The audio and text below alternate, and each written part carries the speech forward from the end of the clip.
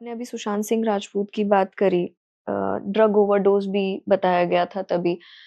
हम कहीं न कहीं देखते हैं कि सेलिब्रिटीज़ या उनके बच्चे जैसे आर्यन खान का केस हुआ था पीछे, नशे की वजह से पकड़े गए। कहीं न कहीं बाहर ये सबको पता ही है कि बॉलीवुड आधा नशे में डूबा हुआ है। बिकॉज़ एक वीडियो भी सर्कुलेट हुआ था बीच में जहाँ पर कोई पार्टी चल रही थी करण जौहर की या किसी की, उसमें विकी कौशल से लेके बड़े-बड़े सेलिब्रिटीज़ थे जो दिख रहा था कि दे आर नशे में हैं। बॉलीवुड आधा नशे में ये कहना तो सरासर गलत ही है। हैं? ऐसा नहीं कहना चाहिए। किसी पार्टी में हाँ, जैसे एक आम इंसान भी एंजॉय करता है। कई बार अच्छे खासे भले चंगे लोग पार्टी में जाके एंजॉयमेंट के नाम पे ड्रिंक करते हैं या ड्रग्स लेते हैं। हुँ, वो मौका एक हो सकता है, एक या दो बार। लेकिन इसलिए पूरे बॉलीवुड को नो। ब्लेम करना गलत ही है, मुझे लगता है। हाँ, ऐसे किस्से हुए हैं हुँ, ड्रग्स के कारण, मतलब चर्चा हुई और उसके बारे में सेलिब्रिटीज बदनाम भी हुए। हुँ। ऐसे किस्से होते होंगे, आगे भी होंगे, लेकिन ये कोई पिक्चर, रियल पिक्चर नहीं है बॉलीवुड की, as far as I know the Bollywood and celebrities. जी, जी, जी। What about nepotism? नेपोटिज़्म के बारे में क्या ख़्याल है आपका? बिकॉज़ हम देखते हैं कि जितना ज़्यादा नेपोटिज़्म बढ़ता जा रहा है, अगर हम देखें इट इज़ समव्हेयर कहीं न कहीं, आप अगर एक्टिंग की बात करें तो ये इम्पैक्ट तो करता ही है। कुछ एक सब्सटैंशियल आजकल हमें देखने नहीं मिल रहा है। आपकी बात सही भी है। उम, मुझे एक एक्टर ने पिछले दिनों कहा, मैं उस एक्टर का नाम तो नहीं ले सकती। उन्होंने कहा कि बॉलीवुड में जब मेहुल कुमार ने नाना पाटेकर को साइन किया था, क्रांतिवीर, तिरंगा फ़िल्मों में, हुँ, तो नाना पाटेकर ने इतनी बड़ी रकम माँगी कि आज तक even Amitabh Bachchan also has not asked okay. This huge amount. Nana Patekar दमदार एक्टर है, हुँ, डायलॉग्स उनके अच्छे हैं। उन्होंने जो पैसे माँगे, उन्होंने बहुत कम पैसे खुद को के लिए रखे और बाकी सारे पैसे एनजीओ को दिए। ये उनका असली पर्पस था नाना पाटेकर ओके। का, वो ऐसा हमें उस एक्टर ने भी बताया।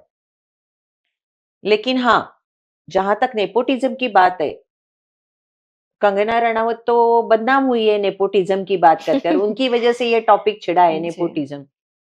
नेपोटिज्म है बॉलीवुड में। आप चंकी पांडे वो डिजर्व करते हैं नहीं करते हैं, लेकिन उनकी बेटी Ananya Pandey is on top now. जी। उनकी बेटी है इसलिए इतना काम मिल रहा है उनको। हुँ, लेकिन दूसरी तरफ तृप्ति डिमरी हुँ, जो आई है उत्तराखंड उत्तरांचल से, अब उनकी कोई फिल्मी बैकग्राउंड नहीं है, but she is also doing well. हुँ। मुझे लगता है नेपोटिज्म कम्स लेटर, आपका टैलेंट टिकता है, टैलेंट एग्ज़ैक्टली। नजर आता है, जी।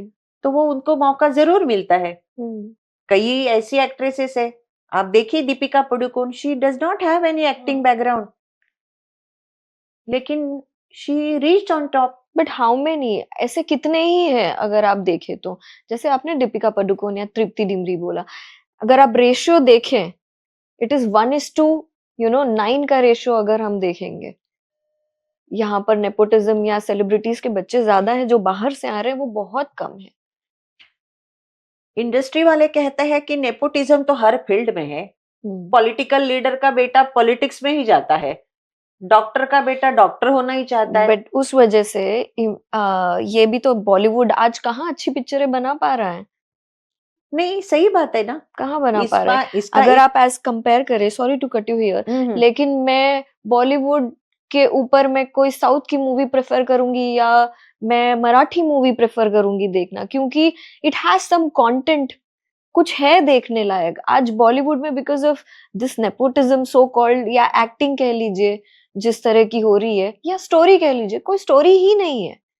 I would any time prefer watching a Marathi movie, because content में इतना दम है। या फिर साउथ की मूवी ले लो आप, यहाँ बॉलीवुड में इट्स नॉट हैपनिंग नाउ। इसीलिए बार बार रीमेक पे रीमेक बनते जा रहे हैं। अब आप ही ने बोला बताया अभी, आर स्टेडियम वापस लगी, तुम्बद वापस थिएटर्स में लगी, correct. So where are good movies?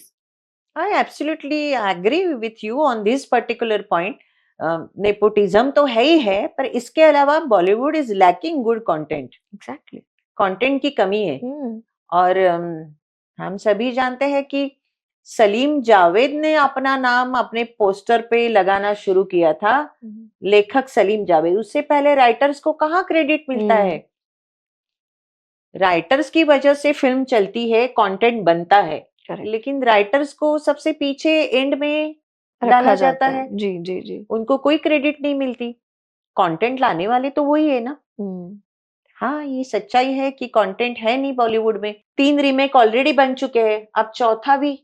जी। या, मतलब कोई सेंस ही नहीं बनता सेंस ही नहीं उसमें। बनता। और ऐसा भी नहीं कि हाउसफुल फिल्म कोई स्तरीय कॉमेडी हो, फुअड़ ही है और क्या है उसमें। हम्म अगर आप हेरा फेरी की बात करो तो समझ आता है जी। कि बहुत अच्छी फिल्म है हेरा फेरी, तो उसको तो हम देख ही सकते हैं। और अनीस बज्मी की वो कौन सी फिल्म थी?